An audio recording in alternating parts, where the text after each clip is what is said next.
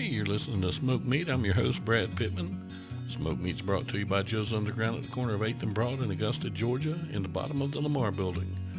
Go on into Joe's and meet new friends and hang out with old ones. Either way, go in. Remember, I goes to Joe's and so should you. That's Joe's Underground at the corner of 8th and Broad in Augusta, Georgia, in the bottom of the Lamar Building. Today, my guest is none other than Mr. Ian Guerin. He is a singer. He is such a great guy. We had an awesome time talking. So we're going to go on ahead and get this beast kicked off right here on Smoke Meat. So, hey, how you doing today? Oh, sorry. Okay. Hey, I'm doing great. Happy to be here on the show and ready to have an awesome time and make people at home have an awesome time too. Oh, outstanding. Yeah, we're going to have a good time today, because I fanboy out a little bit at the beginning of my shows, but we just kind of let the conversation steer where it goes. And that makes it a lot more fun because people get to know you and not just what you do. That sounds awesome. But yeah, so, tell my folks a little bit about yourself, just let them know you. Well, first of all, I like to consider myself a kind and cheerful person. I don't like to be in a bad mood. I always like to be upbeat and, see things clearly and lightly. My grandmother always used to tell me, and I usually never tell the story first, but I'm going to do it that way because I dreamt with her yesterday night. And my grandmother always used to tell me, she'd say, you can live the same life positively or negatively. Same event. You can live it through the positive lens, through the negative lens. And I've chosen to live it through the positive lens from a few years back, and it worked, because situations that seem hard seem lighter to cross when you're vibrating higher, to call it that. And so, when I started recording, I was 9 years old, and the way this happened was, fun too, because I used to go to my mom's house. She didn't have any children, so she used to invite me over, her and her husband, her then husband, and we'd play karaoke. And one night she told me, "Hey, you can really sing well. We should do something about it." And she was all about entertainment because she used to be she used to do voiceover, and she was working for Coca-Cola at the time. I don't know if you can say brands, but I just did. But she was working for Coke at the time, and she was doing the owl from Harry Potter in their commercials back then, and she told me we should take you to a recording studio and have you lay down some tracks. Why don't you get ready some tracks, like 5 or 6, and we'll do this. And she never called me back. Like 2 months went by, and so I forgot. And I thought to myself, as a kid that I thought to myself, well, maybe she forgot, or she was just talking out of the moment, and she doesn't want to come with it. And I've always been really analytic ever since I was little. So I remember being disappointed, and one day it was my birthday, and she said get ready, Saturday morning, and we're gonna take you out for your birthday. And so I got ready, and she didn't tell me, and we went to the studio and we recorded the track. So that's how it all started. Oh man, that would be awesome. I've been writing music since I was 14. That's what I love. There's not a happier time in my life where I write songs. And I love conversating. I love having a good time. And, I'm just in it for the ride. I think show business is hard, but it's how my grandmother said it, how you see it through the lens. So to me, it doesn't have to be like that tough experience where, this is going to be so stressful. No, I'm just going to enjoy it. I've worked all my life, so I think I'm pretty ready to share my gift with the world and to give people a good time, because that's, I think, my mission in life. Yeah, and that's a wonderful thing because, it's hard to find what is your thing, and when you find it and you don't share it, it's almost a sin, I mean, you got to share it because... Exactly. I completely agree. Completely agree. And when you do what you love, I think the first time I heard that line was when I heard Miley Cyrus say it, that if you do what you love, you don't have to work a day in your life. And I believe that. And, you know, Jim Carrey, on the other hand, also used to say, you know, if you have a 98% chance of failing at what you don't like, then you best try something you love. Yeah. Yep, exactly. You know, and for me, music and entertaining people is just so healing to me. You know, it feeds the soul. And Yes, I know right now completely. I'm not able to get on stage and do comedy, and it's driving me insane. How have you been dealing with that? Podcasting, and I've been filming comedy videos in my basement down here in the studio.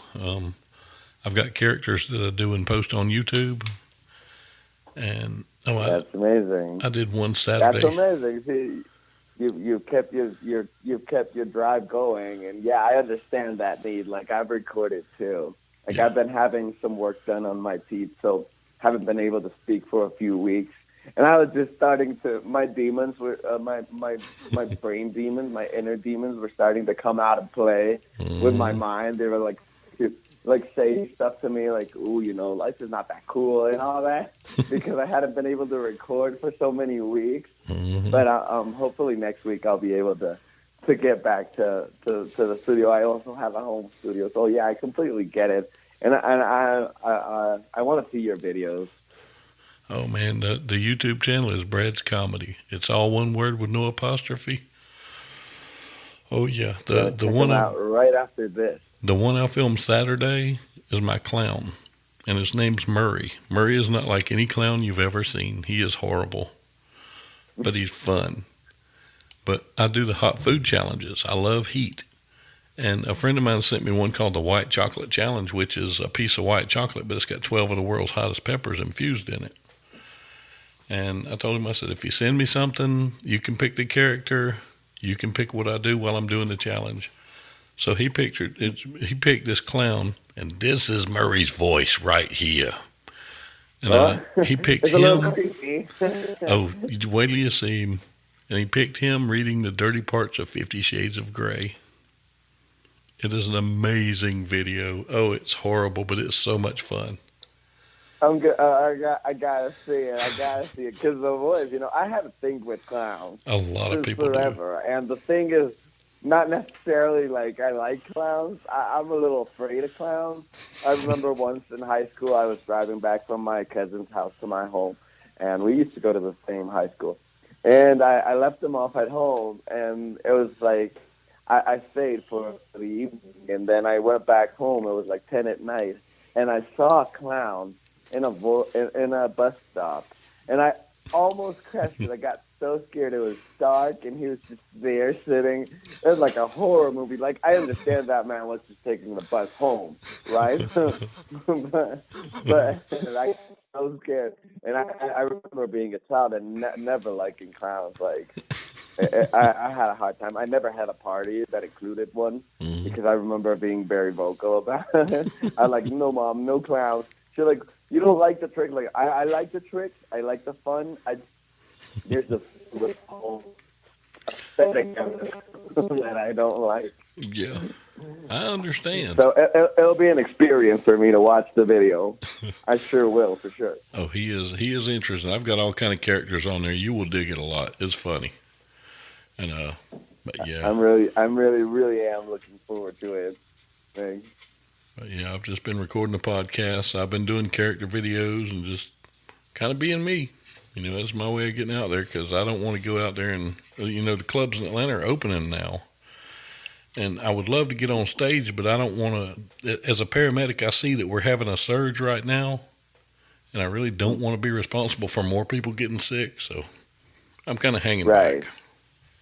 Right. Same thing is happening here. Like the it's now on the orange stage. They divided it into colors like a traffic light, and and it used to be red, and now it's an orange, and it's supposed to be back to normal when it's green, but it's not going to be there for a while. And things actually have been really well handled. You know, Yeah. contrary to what I've seen in other states or cities. And I'm not one to support the mayor of the city. I don't necessarily like her or liked her before, but she been doing so well, and so that's the same thing. We're trying, and I think that the reason why it's been working is because people have been following instructions. She came up with a good plan, and people actually listened. You know, they're going to the restaurant, they're taking all precautions. I've seen it in the Instagram stories, and so yeah, I want to go to the mall too and do some certain stuff. But you know, I figured, hey, we've been inside for like the past 3 months and a half. I think that another 15 days to 30 days won't kill anybody, but going out, Yeah. you know, it's being socially responsible because, you know, that's a big lesson from this whole thing that, you know, we used to be very self-centered as society, as individuals, sorry. Mm-hmm. I think that we were very self-centered, and now with this happening and and us having to be forced to worry about the people next to us, is giving us a better perspective on life. Hopefully, right? I Hopefully, hope so so. that we can come out of this better. So yeah, I completely understand. You know, missing the stage is a hard thing, especially you that you do it like a lot. You Well, know, not as much as I want to sometimes, but and you know when I've never hit comedy really hard where I was trying to make a career of it, and when I would not be on stage, it'd just be pretty much my choice. I decided I don't want to be on stage this month or whatever, and I wouldn't book anything. And now because I can't, oh, I want to so bad. yeah, yeah, it happens. But hey, you know, when I've always thought this, like when we are able to go really like back to normal, and when I say back to normal, I mean when we go back to being able to go out and enjoy ourselves and enjoy life. I hope that people really do enjoy their life and that they stop, that we restart life not complaining about everything, you know, enjoying what we have, not longing for what we don't have, and, you know, being environmentally conscious because I do think that this was a wake up call for all of us. Yeah, Like, this is planet Earth saying, hey, you know, we got to get our stuff together because the planet is hurting.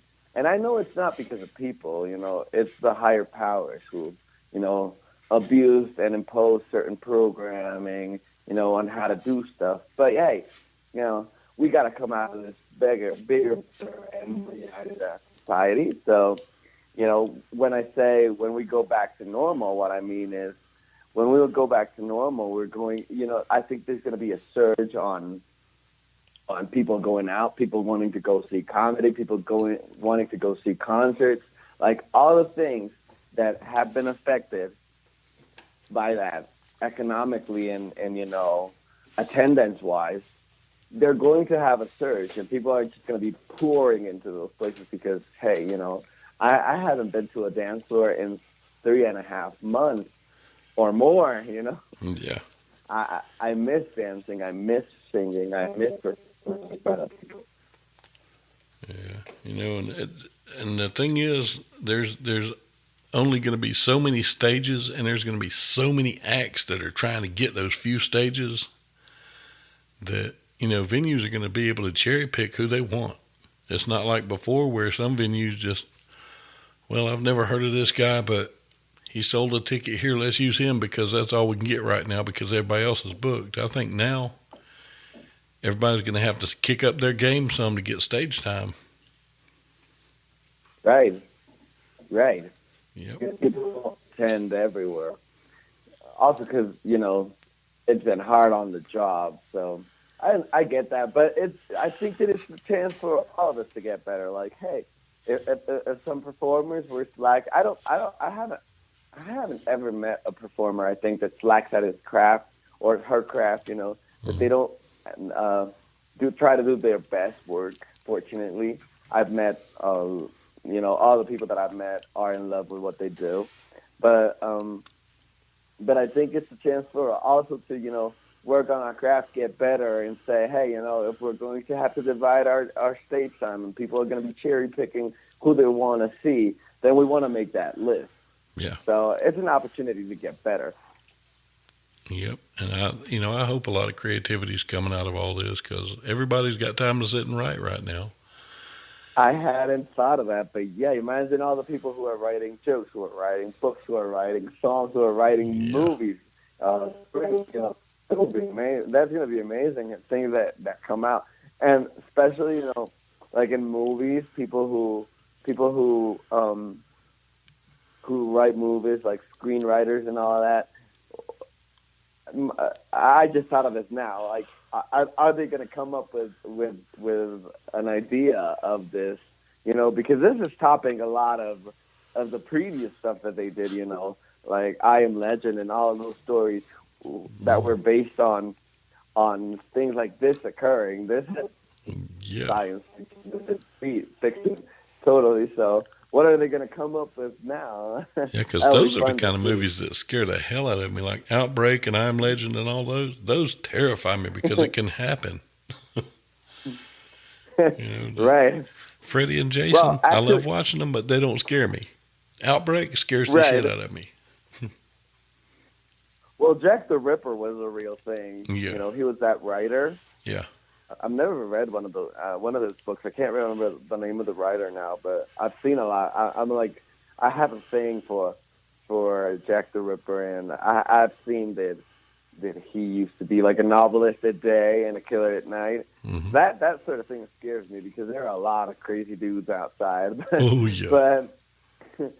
But yeah, like I was seeing like a countdown video the other day on YouTube about things that were said in science fiction movies a few years back and that are now a reality. Yeah. Most of them are now a reality. Yeah. Like for real. Like the floating thing that you can sit on is a reality. I think Google came up with that. Everything in Back to the Future is reality now. The flying car, everything is a reality. Mm-hmm. And so, what they come up with now, it's going to be a reality in a few years. Yeah, think about The Simpsons. Look at all the stuff over the years that they have predicted. That's weird. They say I have a lot of countdowns, and they were saying that Matt has actually, they think that he went like in time traveling experiences, because how can you know all of that? Yeah, and a lot of it is spot on, and it's really creepy. Yeah, most of it was, and they're like, know that time travel, and I do believe there has to be a way. I once heard of physicists say that if you spin hard enough, you can teletransport. So I mean, you have to spin to a speed that is humanly impossible, but it is possible to do it. So if that's possible to do, then hey, I believe everything at this point. I used to be a little skeptic about some certain topics in life, but after seeing the real world in recent times, I'm like, man, Yeah. I believe in everything now. Oh, that's me. I believe in UFOs. I believe in ghosts. I've actually ghost hunted several times. Hell, I believe in Bigfoot. I mean, Right. I believe in all those three too. Yeah, but what's really creepy is you know what an EVP is when you're ghost hunting, where you can get their voice on tape. Right. Well, right. I was editing one of my shows. The way I do this, I record the show and then I'll go back and do an intro and put them together. And when I listen to it, when I do these shows, I'm alone in the house right now. I'm the only one here. I'm in my basement studio. The girl I was interviewing, she was alone in her house, nobody there. And when I said, "How are you doing?" you hear a voice whisper, "I hear him." And that was so creepy because it was neither of us. Okay, I hope that doesn't happen on this show because I'm going to creep out. I mean, like, how those particles that fly on in front of the camera, can be like energies. Yeah. I've seen them. I've recorded a couple of interviews right here in my room, and I see those when they send me the final version back. I'm like, shit. Sorry. I You're see fine. those things. I have no rules. You're fine. I get scared because of that, because those are things that you can't. They are out of your control. Yeah. If something paranormal wants to get a hold of you and tease you, and I don't think we've done wrong in life like to deserve to be like bothered to a level or degree where Yeah. it's going to become uncomfortable. But if they decide to have a good time with you and tease you, and be shutting the doors or throwing stuff around just for the fun of it, who's going to take care of that trauma? Yeah, pretty much. Pretty much. But no, you should send that experience. There's a YouTube channel called Slapped Ham, Hmm. and there's one called Chills. I love chills. He, I hope you're enjoying my narration. I love his voice. Yeah. Oh, the voice kills me. I love it. And seeing this light fly toward this person, I do not know what it is. Maybe you can tell me. I hope he's okay. Yep. He has to say that at least once a show. But yeah, I love And that channel. I love how he tells everyone to subscribe. They say it's a proven fact that kindness it makes you a happier person. So if you're kind enough to hit that subscribe button, he's fine. I love his videos. He's one of the people that I see recurrently. Yeah, I'll watch his 3 or 4 different ones a night. And I'll tell you who my And his narration does help, like give you the actual chills. Like to me, it does. Like when he's saying certain stuff, he'll say some fun stuff, like yeah. like the thing that I hope he's okay. He's like narrating this terrible thing, but he goes on to say that he hopes they're okay and all. But his voice, to me, it actually spices it up really well. It does. I love him.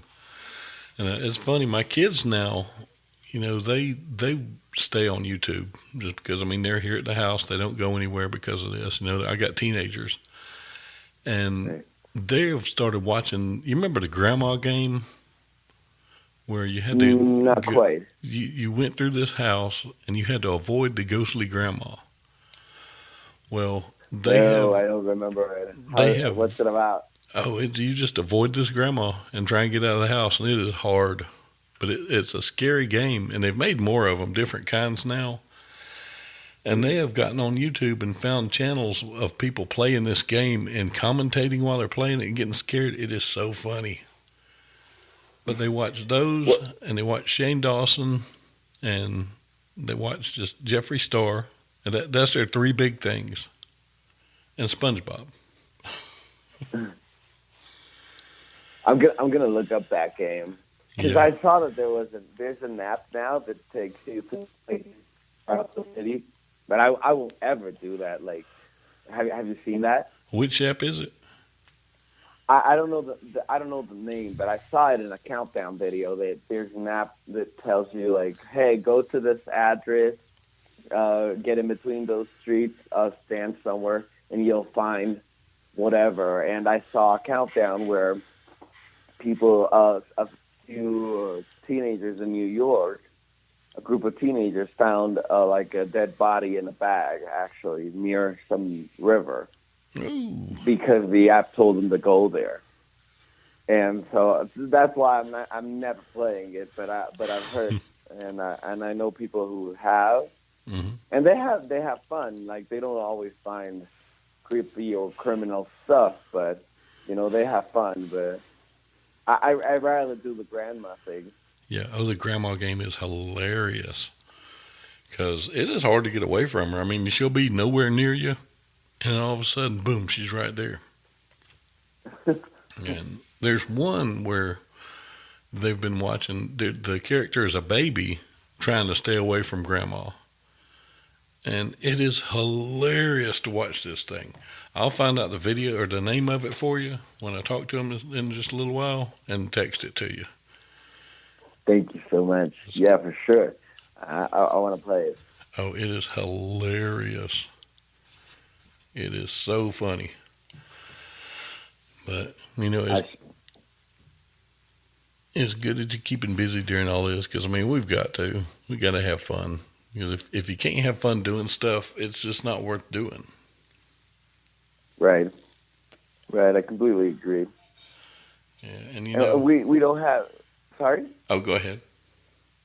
Oh, that I know people get stressed out because of the lockdown and in general not being able to live their life normally.